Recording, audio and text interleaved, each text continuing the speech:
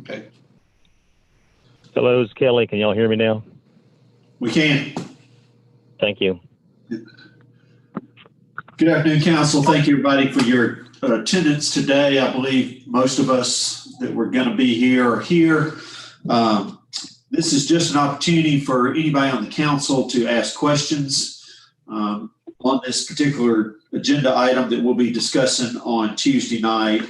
And basically, this centers around the density in the urban neighborhood west area. This is not a time to deliberate or to debate. It's just a time for us to have some questions answered if you have any questions. If we're together for 15 or 30 minutes, fine. If we need to spend an hour, we'll spend an hour, whatever it takes. But this is just an opportunity for us to really drill down and get focused on this one single issue. So anyway, thank you everybody for being involved. And if you got some questions, we'll call on you in just a minute. At this time, Jim, if you could, since we have 60 members, and I know there's been a lot of information that's been printed and available and everybody might have read this, but if you could you or the staff help us recreate quickly how we got to where we are today, that'd be nice. Okay, Forrest, I'm going to let you take that one, if you would. If you could just give an overview of where we started and where we're going. May I ask you a question real quick? Sorry to interrupt. May I ask you a question? Mayor, did you say this is going to focus solely on density issues in the UNW today? That's it. Yep. Jim, is my participation or my participation in this, will that affect my abstention from this issue?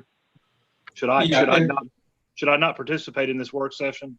You should. If you plan on abstaining, you should not participate. Correct. Does that include just listening? You can listen, you just can't participate. Okay, I'm going to listen. I just wanted to make that known at the first of the meeting. Thank you. Thank you, Brad. Okay, Forrest? Yeah, so it probably makes sense to give a little more history than less history, because I know we've got a lot of folks that weren't on the council when all this really started, the infancy of it, but some of you that have been on longer than others may recall that toward the latter part of 2015, we were getting ready. We were really close to wrapping up the downtown master plan process, and we were already working on code regulations to implement it. And that's when we realized that we also needed to do something about these new private dorms that were coming in and finding a better way to regulate them than just to treat them like any other type of multifamily product. So we did that. We did a couple of important things there. We developed regulations for private dorms. We prohibited them from being built in the urban core proper moving forward, meaning everything that you see that's in the urban core to date was grandfathered in. And then we recommended another big regulatory change was shifting from a unit per density count in the different urban neighborhoods to a bed per density. When we broke out, you may recall before the downtown master plan was implemented, we just had the one somewhat generic university service zone wrapping all around downtown. So it didn't really identify some of the unique attributes of, let's say, the character and housing types you would find in the urban neighborhood west versus what you would find in the urban neighborhood south around Sanford and Gay versus what you would find over in the urban neighborhood east, which would be basically where I work here at DSB and in the surrounding area. And so part of that master plan process was designed to delve in and recognize that those three different areas of town needed to be regulated differently. And from a density perspective, what we said and what I think was the right thing to do then, and I still think was still the correct approach given what we knew then, was that given the fact that you have largely and exclusively student housing area on the west side of downtown, much of which was in dire need of attention and redevelopment, much of it still is in dire need of attention and redevelopment, it made sense to incentivize future dorms over on that side of town because it's obviously student living, that's who's living there. You essentially minimize or basically eradicate any legitimate compatibility issues. And we said, okay, we want those there, so let's incentivize it. So we actually tripled the bed density in the urban neighborhood west to 255 beds an acre, the east and the south to 85.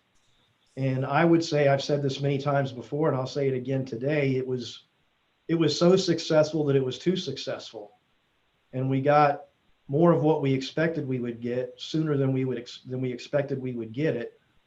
But on the flip side, based on the experience and based on the backlash, quite frankly, that we got from the condos across the street from my office here at Ross, we haven't seen a whole lot more of that. What we've really seen in the east and the south neighborhoods are what I would say appropriate redevelopment at an appropriate size and scale that complements the neighborhoods.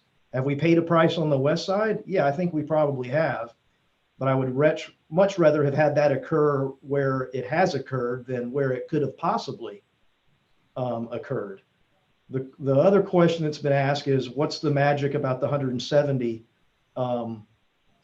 bed per acre recommendation? And there's no magic to that answer other than to say, I think there's still some value and recognition that we will still continue to have redevelopment. I do think it's slowing down, and I think it will likely continue to slow down as market forces begin to come into play. But if we still want to incentivize it where it should go, then I think it still needs to be a greater density over on the west side than the east side. And so the thinking there was, let's just cut it down. Let's dial it back. Instead of being able to get 3 beds to 1, get 2 beds to 1. That should, in theory, make it, well, it's not in theory, in practice, it will make it obviously less profitable for development in that area because you're cutting down substantially on the density, but you're still allowing folks, you're providing some carrot, some incentive because they can realize more over on that side of town. If there's a desire to reduce it further, I don't know that I necessarily see a particular harm in that, other than we felt like 170 was a sweet spot, and at minimum, we felt it was worthy considering, and let's see what happens. And if it needs to be adjusted, it always can. That's one thing I think people sometimes neglect to recall, is that the zoning ordinance is a living document. Just because you make a particular change now doesn't mean you can't change it in 2 months from now if you deem that to be appropriate. So I guess that's what I would have to offer in terms of, going back. We've been dealing with the student housing issue now. We've been grinding away at it really hard for the past 5 years. We spent all of 19 with the student housing inventory. We know what the numbers are. We know about the enrollment cap. We think this will have an impact, a positive impact on some of the concerns we have moving forward. And as such, we've recommended that this be something the council consider. Thank you, Forrest. Thanks, Forrest. Forrest, is it fair to say that in 2015 that we all viewed and believed that Auburn University was going to grow at a stable amount each and every year, as opposed to today where they have publicly said that they want to control their enrollment? I think that's a fair statement. I know there were folks that were thinking under the prior president, because of the experience that he had and what he administered at Iowa State, that there was speculation that he might continue to grow the enrollment. And then, of course, you have the Board of Trustees coming out more recently and putting a firm cap on it. So does that change things? Absolutely, I think it does, because rather than speculating, I think we're dealing with a fairly well-known, and I think that makes the continued proliferation of this type of housing more important for us to do something about in a more accelerated period of time. Thank you, Forrest. Okay. I'm not sure what other kind of information that the council would like to hear or ask to kind of set up, but if there's something else that you think that Forrest or Jim or staff might can answer that's kind of historical in nature or kind of sets the stage for where we are now, is there any of those kind of questions or requests from the council? Okay. Is there any questions? Okay, I have a question. Sure. I have a question. And I hear Forrest say the west side. When you say the west side, and I guess in 2015 I wasn't involved in whatever. When you say the west side, what areas are you referring to? Not entirely, but pretty much. You're talking about if you just drew a really long rectangle with Glen being on the north, Magnolia being on the south, Wright Street, the west side of Wright Street on the east, and then basically all the way out to the It's Bird Street, isn't it? way out to basically where the Spencer property is. Right. You know, out beyond North Donahue and several blocks past that. Now, of course, the difference you have there is, you know, we've got a height differential once you get west of North Donahue, which is why one of the slides we put in your presentation packet for this agenda item was where we went through and actually provided you the densities per acre for the different developments. And what you'll see is the one development I think that's shown over west of North Donahue is at about 170, 175 an acre because they can only build to 50 feet in height. So that makes sense. And then the other trend that I noticed with the hub being the most egregious or max it out is that the hub, which is the most recent one we've approved, each development that comes in gets closer and closer to maxing out the density that they're afforded in, with the pinnacle being the hub, which has absolutely to the bed maxed out their density. So I think by reducing that, I think it will make the supply issue, I think it'll begin to kind of dial that back. And I think it'll make development decision-making have to be much more deliberate as a result. Connie, any other questions? That answer what you looking for? Well, yeah, sort of. But okay, so you saying those areas. Now, what are they zoned? How are they zoned, the areas we're talking about? The area that I just described geographically, bounded by those streets, generally speaking, is all urban neighborhood west.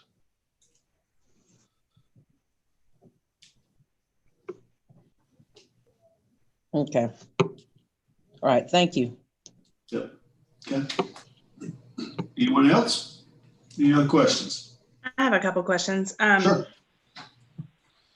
Forrest, can you refresh the council the logic of why university services west and east are permitted purpose-built student housing and in the south it's conditional, and what that allows and doesn't allow for when people are coming in looking at projects? And is that something that the planning staff and commission looked at when looking at these recommendations? Yes, ma'am, it was. And that had a lot to do with how those boundaries were established for each of the districts. Again, the density being 3 times over in the west side from what it can be on the east and south. A lot of that has to do with there's a fairly, well, there's not a fairly, there's a diverse mix of housing in both the south and the east. With the south being, you got a lot more single family in the south. And so, and that's an area that I think a lot of people hold very close to heart, the Sanford Gay intersection and sort of the neighborhood feel it has and the character. And I think there's a real sincere desire to be very protective of that character in that area. And you may recall we had a development proposed at Armstrong in Sanford at that northeast corner. And that was a very, very deliberative, at times very painful conditional use approval process to go through. And that's because you've got such a diverse mix and you have to really be concerned about compatibility issues and neighborhood integrity issues the more you get into areas like that Sanford Gay area. I think that hopefully that answers the question. It does. So if I can sum that up, basically it's the character of the neighborhood. So the west side is primarily mostly all apartments now. Even if they're smaller communities, they're all apartments. Yes, ma'am. Okay.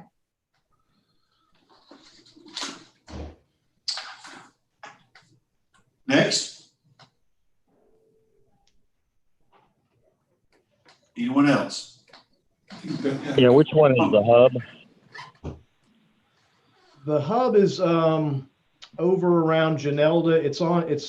It's bordered by East Glen to the north. It's a few blocks over from the core. It's currently, they've cleared property and it's under, I think, what I would consider to be the infancy stages of development, but it also happens to be the largest that we've seen with the biggest footprint and the most density. Okay, thanks. Beth, Okay, did you have another question? I'm pretty sure, not right now. Okay, all right. Just making sure you didn't have two questions. Connie, I'm sorry, go ahead. No, I just wanted him to say what the hood was again. Give me a landmark, because sometimes these streets, it's so many streets in Auburn. What's it near? It's going to be a couple of blocks past Uncommon on the other side of the street. So it'll be on the south side of Gay. You familiar with the Uncommon development? It's recently completed for the most part. It's fairly linear, and it would be the most western private dorm development that's actually complete along Glen. This one actually extends about a couple of blocks past that. Or Connie, you take where Chick-fil-A was on Magnolia and go straight through those blocks to Glen Avenue, and that's where it is. Oh, okay, gotcha.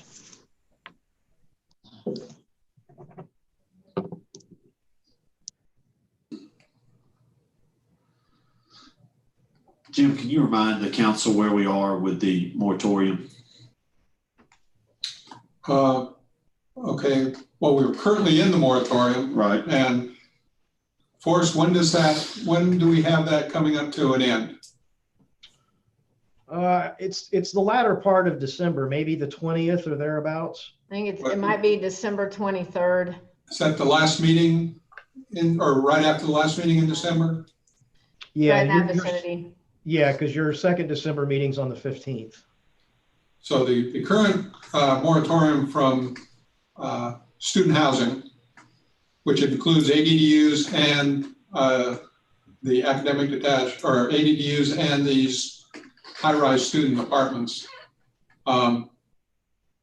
will be in place until the latter part of December, no matter what you come up with at this point, unless the council decides to get rid of that moratorium at a sooner date. Okay. I have a question on moratoriums. I know we have all student housing included in this, which is the ADDU and the purpose-built student housing. Years ago, we had a moratorium just on a specific area, which was, I guess, now considered University Services East. Is it within our purview to have a moratorium on a specific area? And again, I'm not advocating, I'm just asking the question. I would have to, well, in order to have a moratorium, we have to have legitimate legal reasons to do so. And those have to be defined in such a way that they can be, at least from when given to our legal staff, where they can look at those and say, okay, we can defend these legally if we were challenged.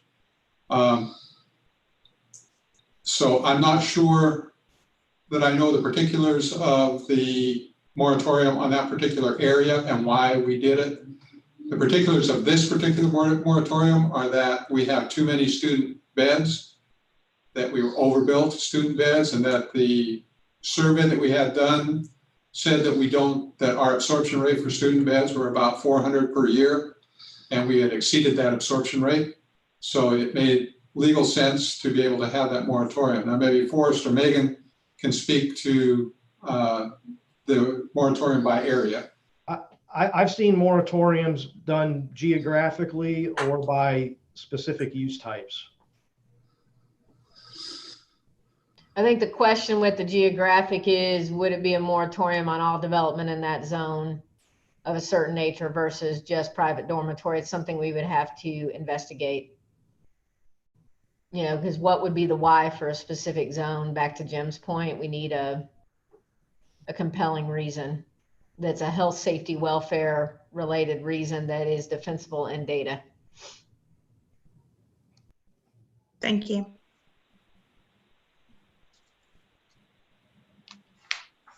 Jim, is that a long process to look into those those questions about moratoriums and how they could be Well, where it could be structured or defended? So what the question comes back from legal is, what are the issue? So like in the area, if there was a certain area that you wanted to prohibit something going on. So you have to say what it is that you want to prohibit. And you have to do that not specifically targeting just a certain, as Megan said, you can't say I want to just prohibit student beds in a high rise. You have to basically say I want to prohibit student beds in this area. So it would be everybody who are making, say, apartments in this area if you wanted to do that. You couldn't just pick and choose what type of apartment you wanted built there or not, I believe. But the And first tie question, back to health, safety, welfare. right, the first question they're going to ask is, how does that tie back to health, safety, welfare? Where is your evidence to say, as we did with student housing, as we have the moratorium now, we said we have too many beds and it has to apply to all student housing. So where is your evidence to whatever you want to do? Where is that evidence to allow us to then come up with a moratorium per area?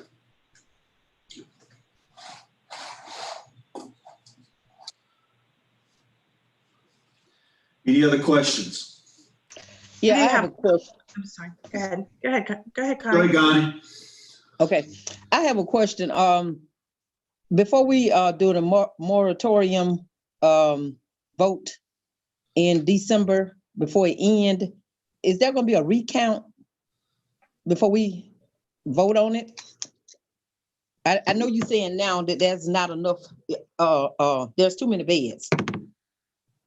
So in December, are we gonna still be looking at the fact there's too many beds, there's not enough beds before we actually say we're gonna lift them? We're gonna lift it.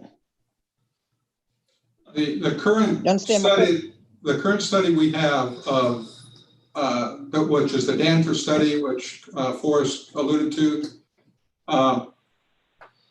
that is what we are basing our criteria on now, that we have exceeded what the Danfer study says is our absorption capacity for student beds. So given that when the Danfer study was done, we still anticipated that the university was going to continue to grow their student population, I would say that if we had to do another study and update the Danfer study, that it would actually show a less of an absorption rate. So there would be no need, I don't believe, to update that study, although we could. But in order to update the study, it costs us around $10,000. And I don't know, Forrest, what's the time frame that they take to do an update of their study? I would plan on 90 days. Beth, you had a question? Yes. How do we anticipate the current pandemic impacting the market with regard to larger scaled purpose-built student housing complexes? Are we seeing anything in the industry? Are you hearing anything of if that's directing trends differently? I can only tell you what I see come through our door, and I am already seeing some reaction to that in terms of we're starting to get a lot more one-bedroom product coming in. We hadn't seen one-bedroom product to any real numbers for quite some time. Now one-bedroom product is back and it's full speed ahead. I have no question that and this bore itself out in some of the results we got from some of the student surveying that was done as part of the student housing inventory. And that effort was that, the students do prefer the cottage housing. It's less dense. And by and large, you find that a lot of them, for whatever reason, they do the urban form private dorm deal for a year, and they decide they don't care for it so much, and they go to a different product, which I think underscores the reason why we need to be very cautious and be very vigilant about future private dorm type development. Thank you. Of course. Any other questions from the council? Okay, well, today was just an opportunity for you to ask questions, to listen to answers. Certainly, Jim and staff are available as we move towards this being on our agenda for Tuesday night. Just as a reminder, we do have a work session on Friday about our agenda. And one of the things we'll be talking about Friday also, in addition to that, is what is our plan moving forward with meeting in person. So be prepared to talk about that on Friday and what your plans are. Jim, I think it's safe to say that if the council wanted to, and a majority wanted to move ahead with meeting in person next Tuesday night, that the staff would be ready to host that meeting. We'll be ready whenever the council wants to do that. So y'all just be thinking about that, and we'll have a discussion about that on Friday, okay? Make a decision regarding next Tuesday's meeting, all right? What time Okay, is the Zoom? Is it noon, or what time is the Zoom on Friday? Noon? At noon. Yes. Okay, thank you. Yep, thank you. Okay. Y'all have a great day. Thanks for your time.